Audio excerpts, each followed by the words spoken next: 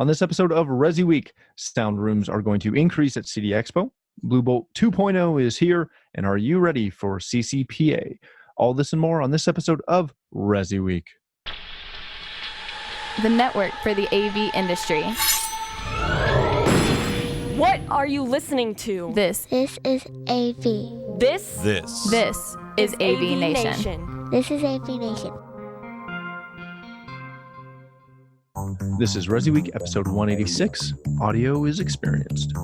Support for AVNation is brought to you by AV Pro Edge, manufacturer of next-level video distribution solutions. Welcome to ResiWeek. This is your weekly wrap-up of all the latest news and information for the residential AV industry. I'm your host, Matt D. Scott for AVNation.tv.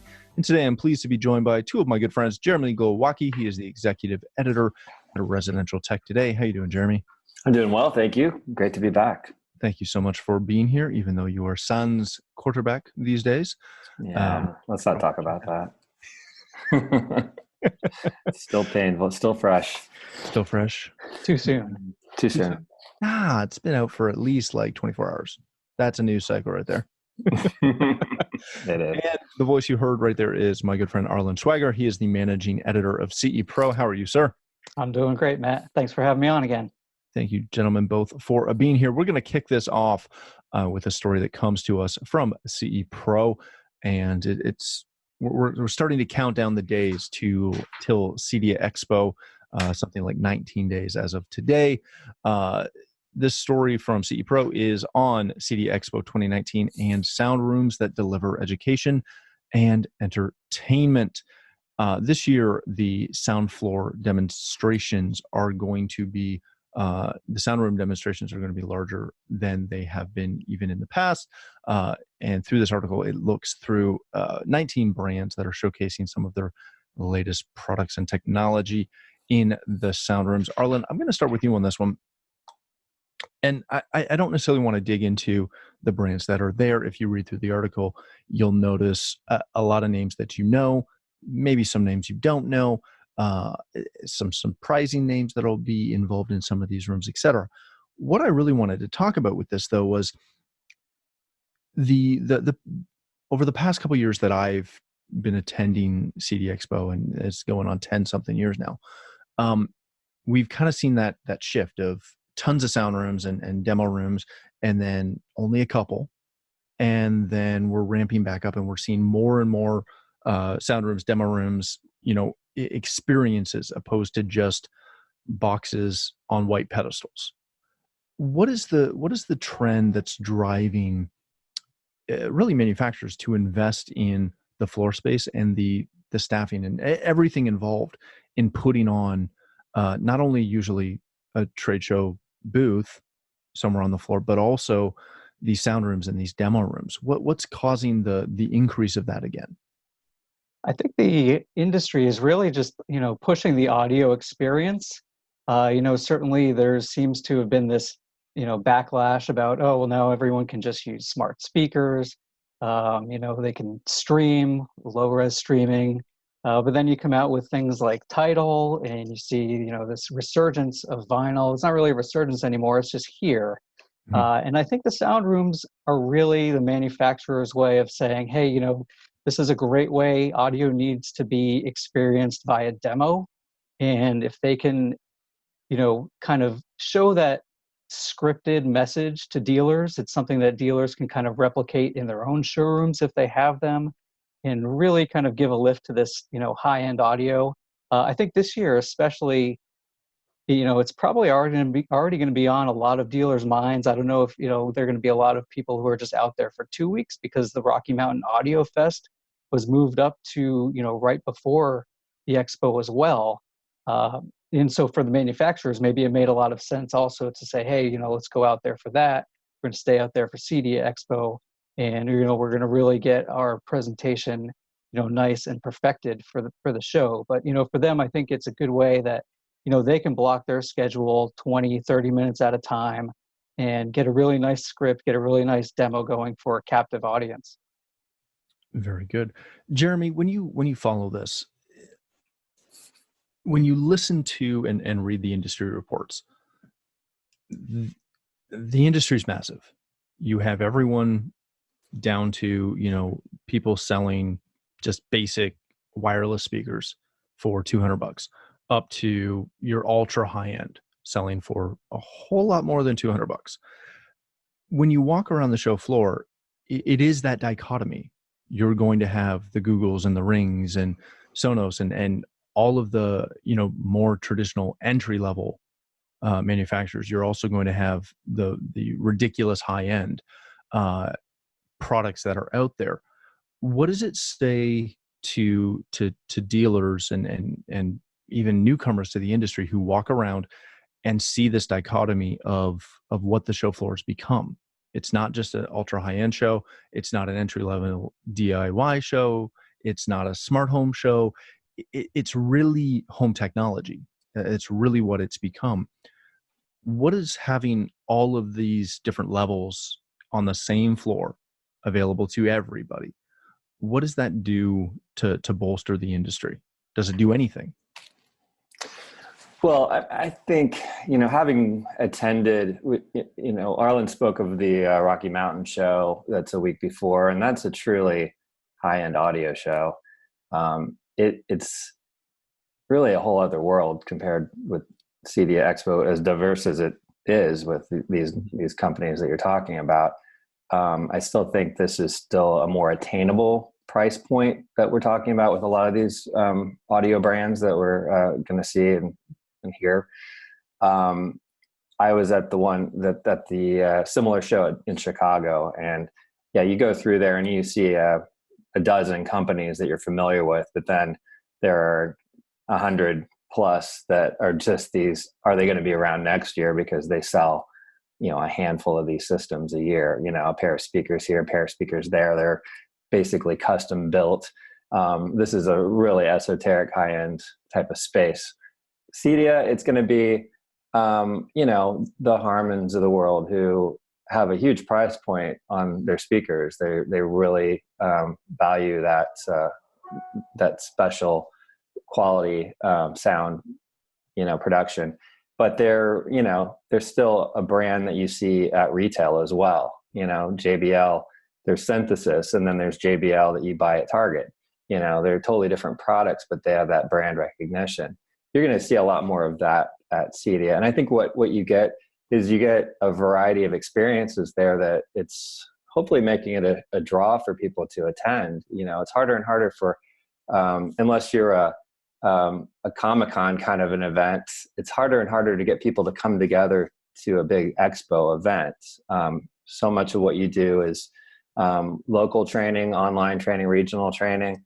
To be able to draw people in, you have to give them some sort of an experience. And I think that a demo room is that way of offering that way of saying, hey, this is what you should be doing back at your showroom if you have one, or going into a client's home and presenting to them, or taking them into an existing client. But you really, you're not going to get that excitement from just walking through a booth necessarily. Some of the video, you can accomplish a little bit like that, but audio, you've got to get them in as controlled of an environment as possible, get their attention, walk them through the dog and pony of the event that you've set, that scripted thing, as Arlen said. It's really important that you kind of learn the best way to demonstrate this to your clients so they get excited about it then when you're back in your own territory.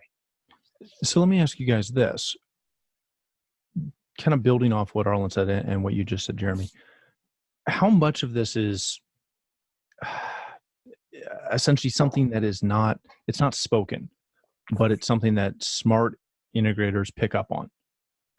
Walking into these demos and listening to really the manufacturer reps that give demos every day. This is what they do.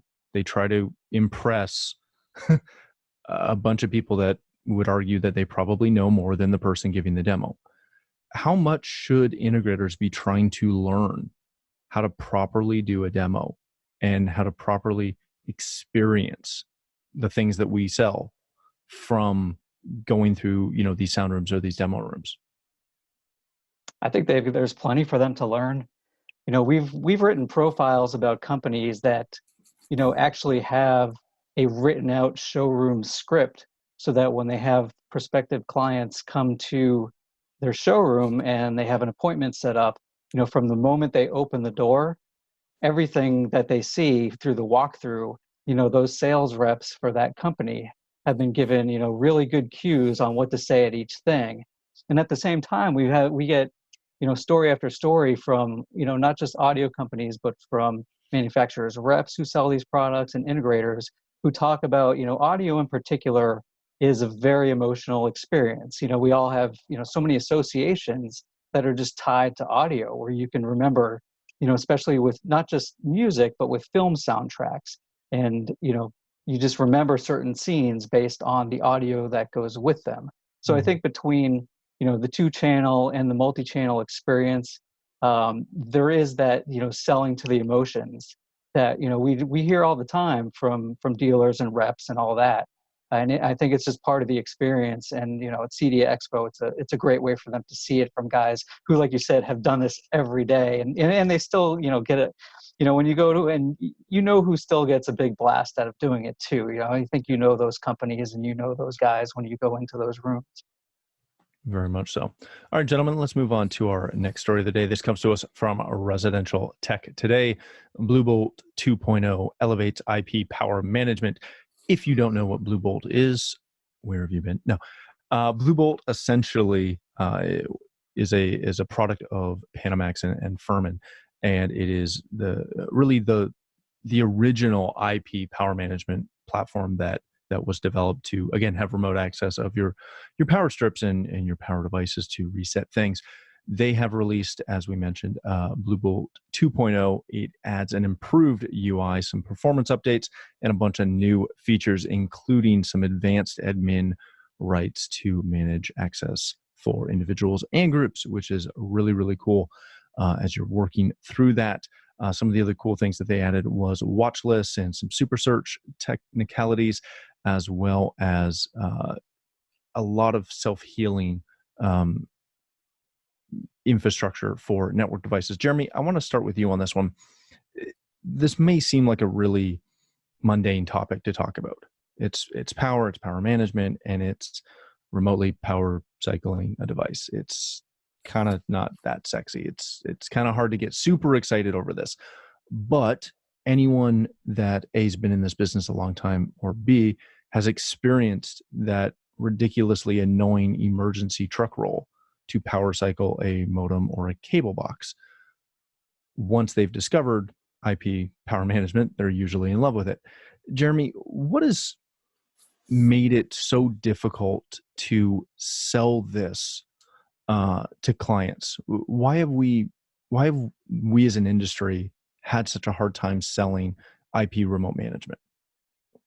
Well, I think, you talk about RMR, recurring monthly revenue, as a category, an opportunity, but it's really just service and paying for service. And what a lot of our readers, the integrators out there are doing is they sort of put that part of their presentation kind of on the back burner. It's like one of the last things that they may mention, and that's generalizing. I'm sure there are plenty that are on top of this, but the challenge, I think, is when you undersell your service plan, and maybe you don't even have a service plan, a formal one, and it's just putting out fires when they happen. I think there's some embarrassment that the client is spending as much money as they are on these systems, and they think that they should just work forever. You bought this thing; it should just keep running. But then, the savvy integrators explain, computers are constantly needing upgrades. Think about your phone and all the, adjustments that are made, with upgrades on your iPhone, for instance. Think about the power issues that occur, whether it's a lightning strike or a simple surge, because we've got a grid that's not what it used to be. All of these things can affect the quality of the system. And if you can explain that in the right way, I think by saying that, hey, we're running a business, we of course want to service these problems and get them solved as quickly as possible. But to do that, we need to put this type of a device in the system to be able to remotely go in and correct a problem, or maybe it is a self-healing kind of scenario. But if we're able to continue to stay in business and be the company for you, then there's a fee associated with that, and you have a way of establishing that with the client, and you would hope that they would respect that and sign up for it. And it's, I think, just been a challenge because it's a different way of going to business for a lot of integrators who never really thought that way before. Very good. Arlen, this is something that we talked about kind of pre-show. And it's something that you've been a big proponent of in all of the writing that I've followed you doing over the last however many years. Jeremy alluded to it, that it's out of our comfort zone for most integrators to go in and sell RMR. This is kind of like the easiest way to sell an RMR package, that, hey, Mr. Customer, Mrs. Customer, when you have those power events, as Jeremy alluded to, A, half the time we'll know it and we'll just reset it for you. But B, when you call us and say, hey, there's a problem, it's not 4 hours till we get there. It's not the next day. It's 30 minutes, and we can go in and do it. Why have we not succeeded at the RMR conversation, whether it be, power, networks, anything else, when car manufacturers have been able to do that? Pool guys can sell you a maintenance contract. Landscapers can. Our industry is full of really smart people. Why is this such a big stumbling block? Because everyone will tell you they're doing it. And as our conversation at the start of the show had, we know very few people are actually doing this well if they didn't come from security. It's true. And so, like you said, security has provided that model, and elsewhere, these guys know that their customers are paying monthly fees from so many different places. And, I think a lot of them might be looking at that now and saying, yeah, this is the time to do it, because, they're used to doing that. It's the $100,000 question. And why can't they do it? And power seems to be the way in. It's, what are all your components connected to? Well, they're connected to power devices, to not only get the protection, but a lot of them, they say, well, they're going to help with the power conditioning, the power protection, and all that. It's a good question. Our editor, Jason Knott, recently profiled a company in Texas called Service Tech AV. And, at one point, they just put their foot down and said, we're going to use that service part of our service name. And, as opposed to what Jeremy was saying and underselling ourselves, we're going to lead with service. And so they decided, hey, you know what? If you don't want to sign a service contract, you can go look elsewhere for your integration. And that's really just, they decided that was going to be their line in the sand to draw. And they've gone from that, and they have a hugely successful business, and they do resi and they do commercial.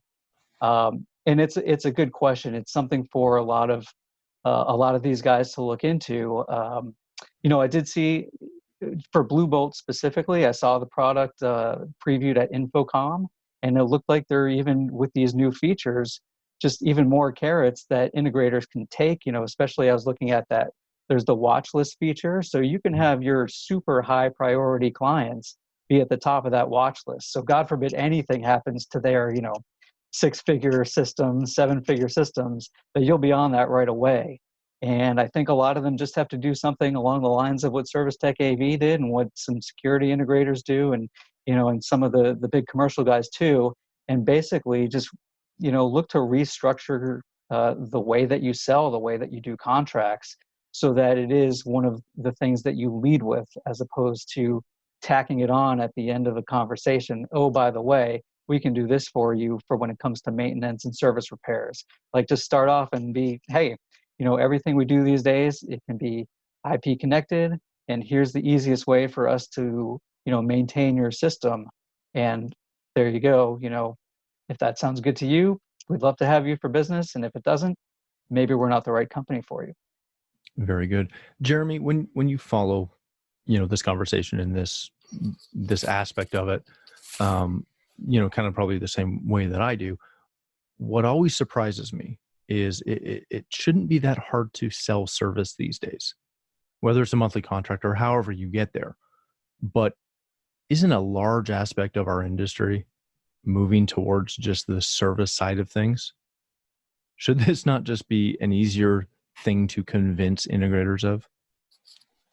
Yeah, I mean, I think that's the value of our industry, above anything else. Of course, providing the experience that we just described in the first story, that's a huge part of it as well. Something that you can't get by buying something, and doing DIY. It's just not the same experience, not the same emotional response that you're going to get out of those speakers and that type of quality. But to be able to be assured that your system is going to work, or at least if it doesn't, you know who to call. If you're doing a DIY system, it's on you. You may be calling some service provider. Good luck with that. Waiting to, get through a call center to talk to the right person to fix whatever it is from your, cable company or whatever. But to know that you've got an integrator who is going to know the ins and outs of your system, and you can trust that they're going to respond to you within a certain set amount of time. I mean, that is what we should be selling. That's what it is that the good integrators out there can do. And I've got a company that I work with, and as much as I've learned over the years as a writer, as an editor, I have a certain lack of technical ability at a certain point, and I know that I can turn to these guys, and they're going to have the answer that I'm looking for if something's not working, or they're going to be able to find it pretty quickly, a lot easier than I will. And it's a really reassuring thing, especially if you're a high net worth person, which is a lot of our industry's clients. Mm-hmm. They need to have that, to be able to, not sweat the details on their home. Very good. All right, gentlemen, let's move quickly to our last story of the day. This comes to us from CE Pro as well. A survey finds that over 50% of businesses do not comply with the new California Consumer Privacy Act. The survey suggests that over 56% of businesses are not fully prepared for the new requirements as mandated in that Privacy Act. Now, keep in mind that this is not industry specific.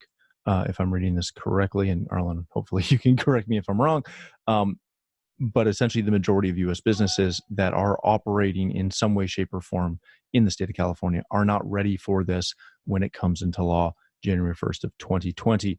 Very, very brief overview. The CCPA is just really trying to protect consumers and give them more rights in the use and collection of their information by companies. So essentially, if you're a company that sells to someone in California, buys from someone in California, if you do any business in the state of California, this does affect you. No matter which side you're on, as far as a consumer or a provider. Arlen, let me start with you real quickly. California is noted for being very progressive in a lot of this type of legislation, and usually it is first done in California, and then it ends up being adopted essentially nationally. Canada has a very similar Privacy Act. GDPR in Europe came into effect about a year and a half ago, 2 years ago, has really changed the way industries are working.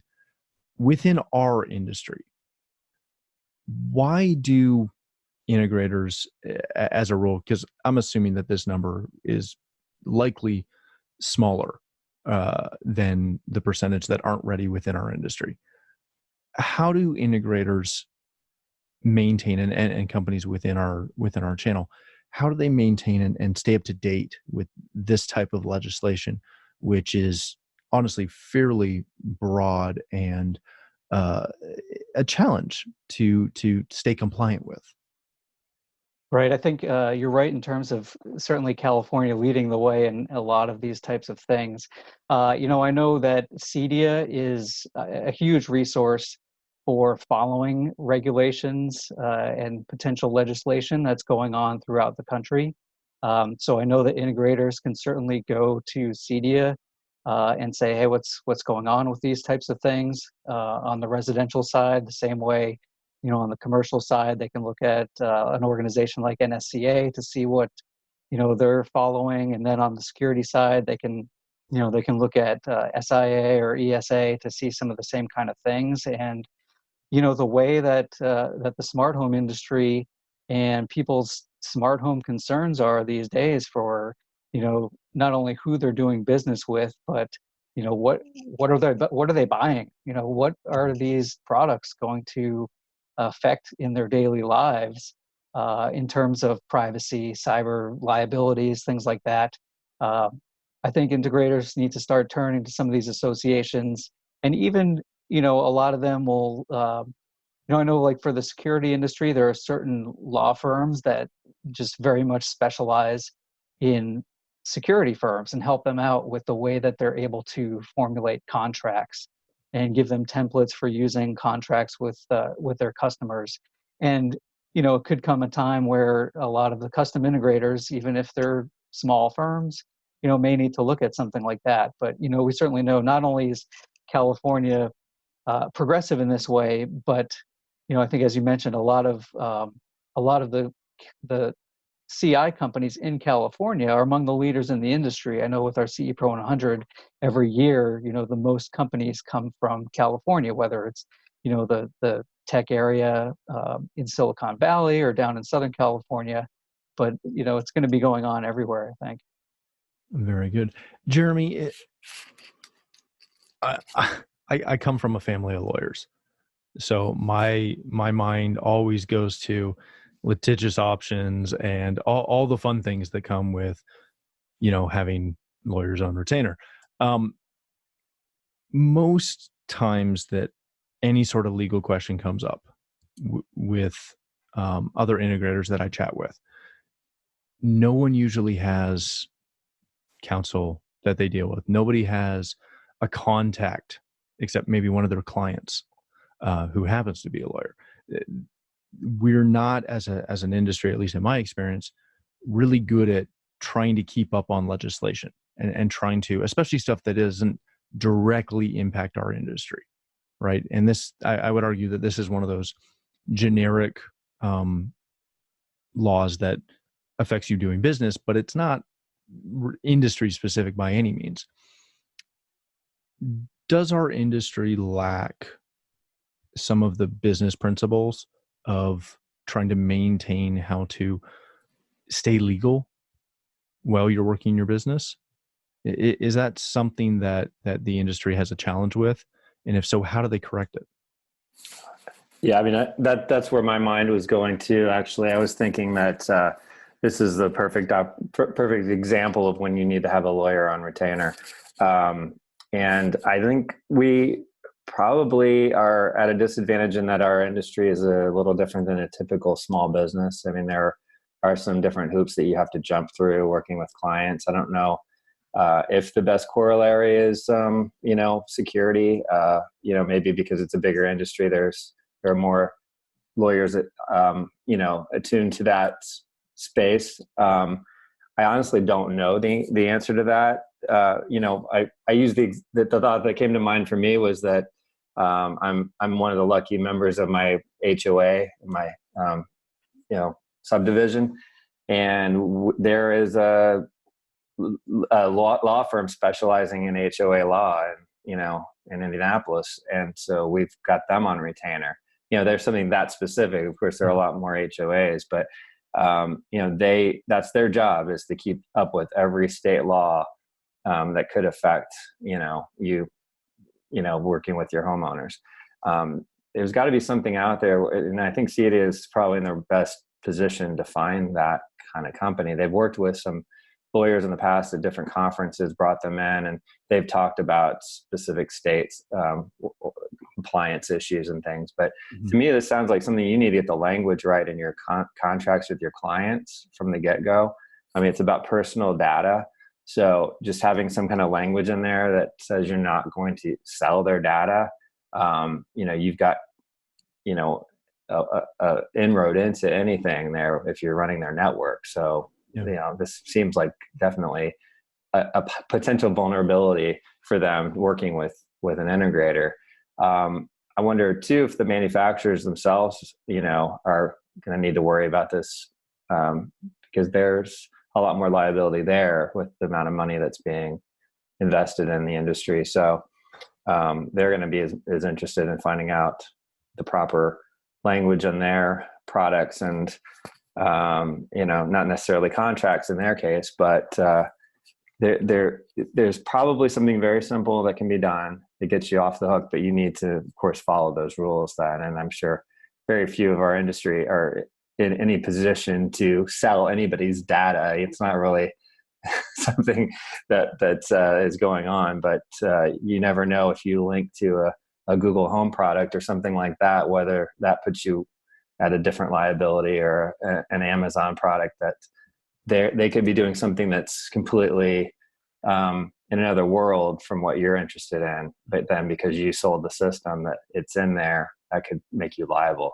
So who knows? It's an unfortunate situation to be in, but I'm sure very good for the consumer in California. It's just got to be, we got to protect ourselves from liability.